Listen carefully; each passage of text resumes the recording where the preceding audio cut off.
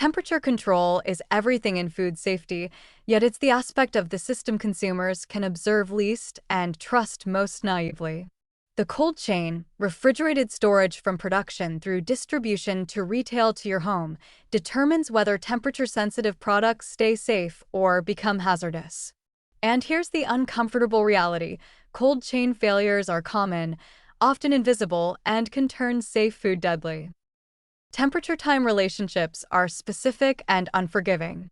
Most pathogenic bacteria grow slowly at refrigerator temperatures below 40 degrees Fahrenheit, but multiply rapidly between 40 and 140 degrees. This danger zone is where food safety breaks down. The question isn't just temperature, but duration.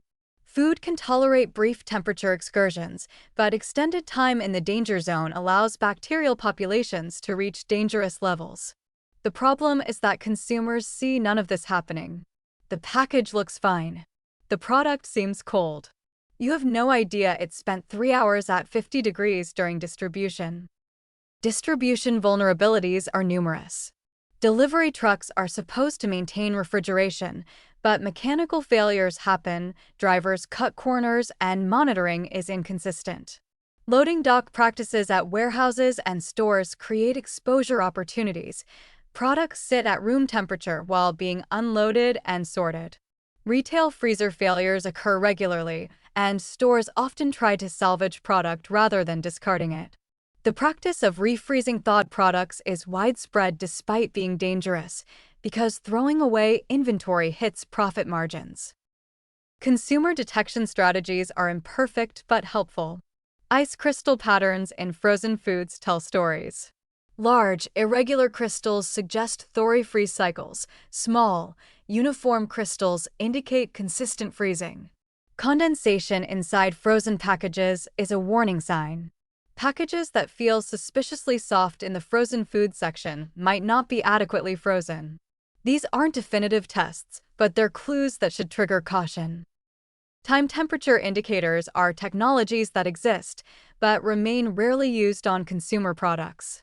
TTA labels change color based on cumulative temperature exposure, giving visual confirmation that cold chain integrity was maintained. The technology works. It's relatively cheap, but industry resists implementation because it would reveal failures and force product disposal. The fact that these indicators aren't standard tells you something important. Companies prefer you remain unaware of cold chain problems.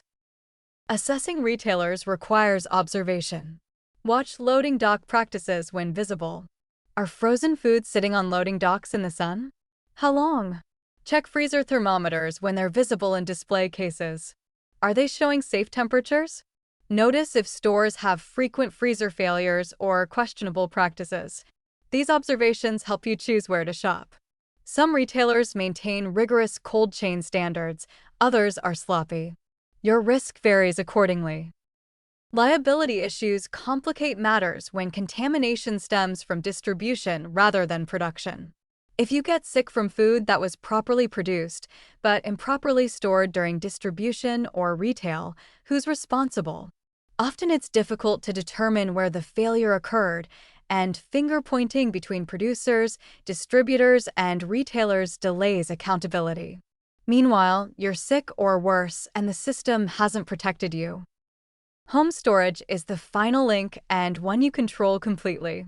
Verify your refrigerator maintains 40 degrees or below and your freezer maintains 0 or below. Don't assume they do. Check with thermometers. Transport frozen foods home quickly, especially in warm weather. Don't leave groceries in hot cars while running other errands.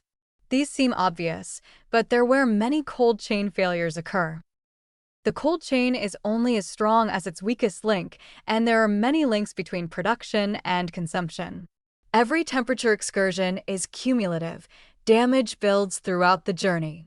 That frozen dinner was safe when it left the factory, but what happened in the truck, at the warehouse, in the store's freezer, and during your drive home all matter. You can't control most of that chain, but you can avoid the most obviously problematic products and control your home environment rigorously. Temperature abuse in distribution and retail is common enough that treating frozen and refrigerated products with heightened caution makes sense.